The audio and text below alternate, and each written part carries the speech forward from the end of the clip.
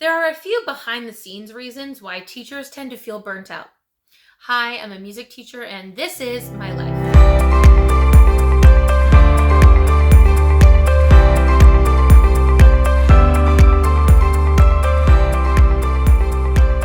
Welcome back to the channel, everyone, and welcome to those of you who might be joining for the first time. If you saw last week's video, you will know that teachers tend to feel burnt out and stressed out as a result of their job. Last week was a part 1 video, and in that video I talked about things that might be a lot easier to see, say if you walked into one of our classrooms or walked down the hallways of one of our schools.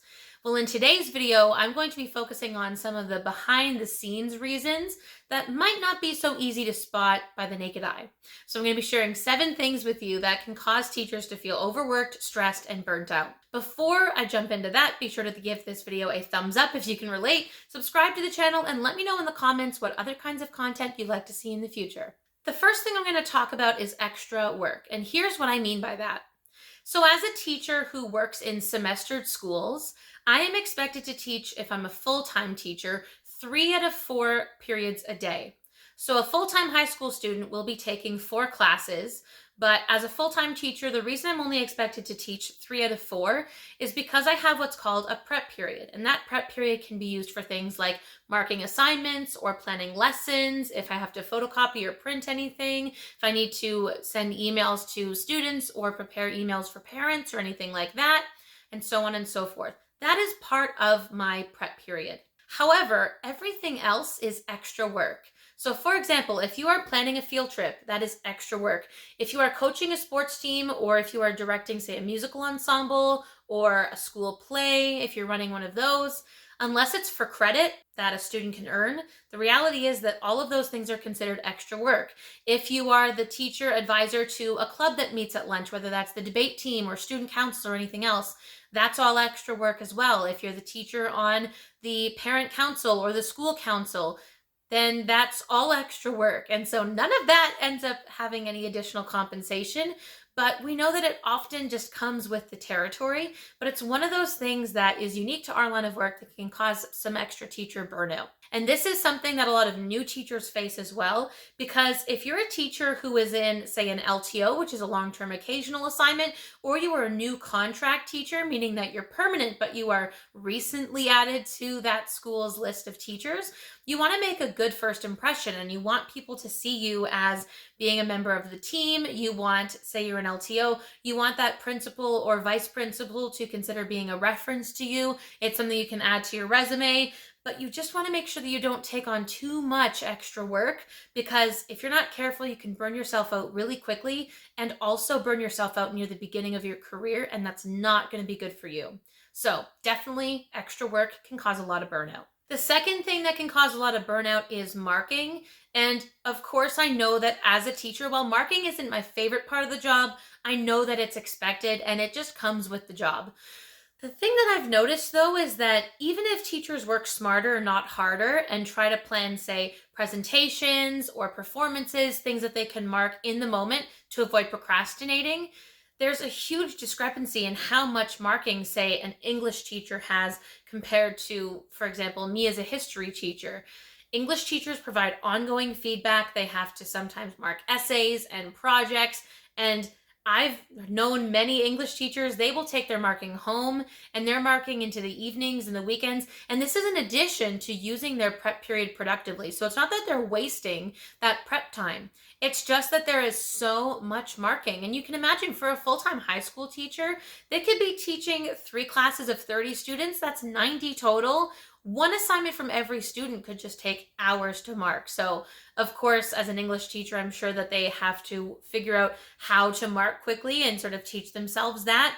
But it can be a lot of work that you end up taking home with you. A third thing that can cause a lot of teacher burnout is not having enough time to collaborate with other teachers in your building. And here's what I mean by that. When we're all in class, we're all in separate classrooms, and during our prep period, we sometimes have shared offices. Some teachers will spend their prep period in their classroom if there's no one scheduled to be in there. But sometimes we don't have enough time, say on PD days, to collaborate. And actually the school board where I work, Instead of having a PD day before the school year started, they actually decided to get rid of it, meaning that teachers did not have that one crucial day to be in the school building before the holiday weekend prior to the school year starting. So in September, there is one day off at the very beginning of the year. It's a holiday Monday, and then Tuesday is the first day of classes. And normally there would be a PD day where we can have a staff meeting, we can be introduced to any new staff joining, or maybe you're the new staff and you want to get acquainted with the building, pick up your keys, all of those things. To not have a PD day is really frustrating because, especially if you're new to the school, you want to be able to know who's going to be in your department. Are you sharing a classroom with anyone? You want to make sure that the way that you're planning and structuring your course is similar to other teachers who are teaching the same course for the sake of consistency.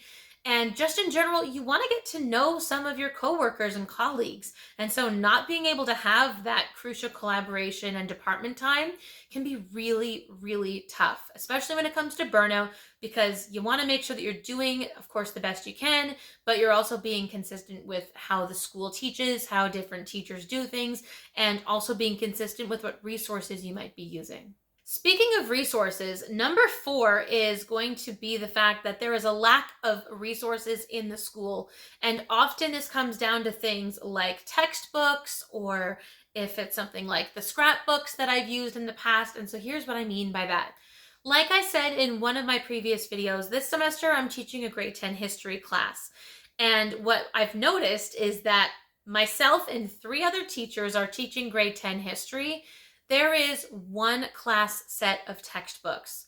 And the reality is that my history class and another history teacher, we both actually teach at the same time. And so there aren't enough textbooks for both groups to use them regularly.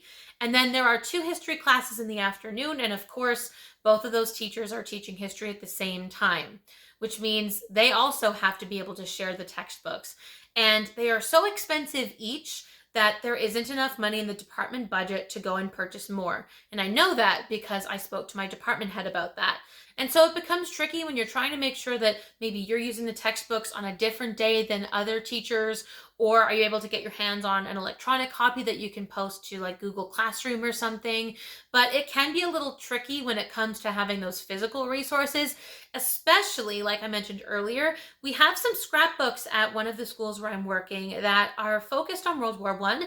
They have some excerpts and first primary resource clips from different letters of soldiers, of specific news stories, different photographs, all of those things. But the scrapbooks are so old that they are being held together by tape. They are ripped. They look like they've been almost destroyed, and sometimes the pages are falling out. But the reality is that that's all the school has, and the budget is often limited. And so that's one of those things that can cause a lot of stress just day to day, not knowing if it's possible to borrow the textbooks, if another teacher really needs them. What do you do? Do you have enough books that you could have everyone in your class share and everyone in their class share? Or is there an electronic copy? But all that to say, having a lack of resources can be really stressful. And even one of the schools where I'm teaching this semester, a lot of our Chromebooks, so those are devices, of course, that the school has that students can use during the day. A lot of our Chromebooks were borrowed for summer school and not returned, so we have a shortage of Chromebooks. And we're also told that we can't print or photocopy too much because apparently last year we blew the budget on that. So we're expected to have enough resources available online to offset the printing and photocopying budget, but then there aren't enough Chromebooks in case students need a device if their family, say, can't afford to have one for their own child. That's not really equitable, and it puts teachers in a tough spot. The 5th reason why teachers can become overstressed or overworked is simply because of their jobs changing due to unforeseen circumstances. So we saw a huge difference in how teaching worked when the pandemic started. A lot of us were teaching from home. Teachers who were teaching in person had to wear face masks and shields, and even the timetable was different. So rather than having a semester They had octomesters where students were only taking 2 courses at a time, one all morning and one all afternoon. It was not ideal for learning, but we all had to adjust for the pandemic. There are also times where maybe you're in a long-term occasional position and your job ends earlier than you expected. And I can use myself as an example. I was at a school and I was in an LTO at the very beginning of semester 2. This was actually right before the pandemic. And I was filling in for a teacher who was on a medical leave to have a surgery. Now, the LTO was originally only scheduled to be a certain number of weeks because they were expecting that teacher back based on the amount of time the doctor said she would need for recovery. And I ended up being extended a couple of times because she needed more time, and that school was quite stairs heavy, so she was concerned about how she'd be able to get up and down the stairs to work, and also the fact that it was winter time and the hallways would likely be wet and slippery from snowy boots. She was staying home a lot more than she expected. But then, of course, my LTO ended in April of 2020 because since she was able to come back to work sooner rather than later, because teaching at home provided no physical barrier for her, I was out and she was in. And I knew that the long-term occasional job was not going to be for the entire semester, but it did kind of surprise me as to the timing of when that happened. The other time this can happen is if you're an LTO and you are not a contract teacher yet, and your school has a lot of international students that are expected to enroll and arrive. Say there's a problem with a lot of international students not showing up. If you're not a contract teacher, then you're not guaranteed any of that work, and your principal or vice principal may have a conversation with you to tell you that, hey, unfortunately, we are not able to give you that job moving forward because we've lost a number of classes, and our contract teachers, as per their work agreements, are entitled to X number of classes. So we have to take that class away from you, unfortunately, and give it to a contract teacher, which can be incredibly frustrating because that is an immediate change and a big loss of income. If you're going down from, let's say, full-time teaching to teaching just 1 out of 3 classes, you're now down to a third of the income that you had expected to be making. And you also may have said no to other schools based on their interviews because you had already accepted the job at this other school. And so now you can't go back in time and go, oh, I wish I had taken the job at that other school. It's just a really tough situation to navigate, and it's not easy on anyone. The 6th thing that can cause some frustration and stress is around the terms teacher shortage and unemployment. As someone who even right now is not a full-time permanent teacher, when I see news stories come out, I hear news stories online, or I see articles, and it says that there's a teacher shortage, or they are really having a hard time filling in teachers' positions and there's significant unemployment. It's really frustrating because here I am looking for permanent work, ideally as a music teacher, and the jobs just aren't there.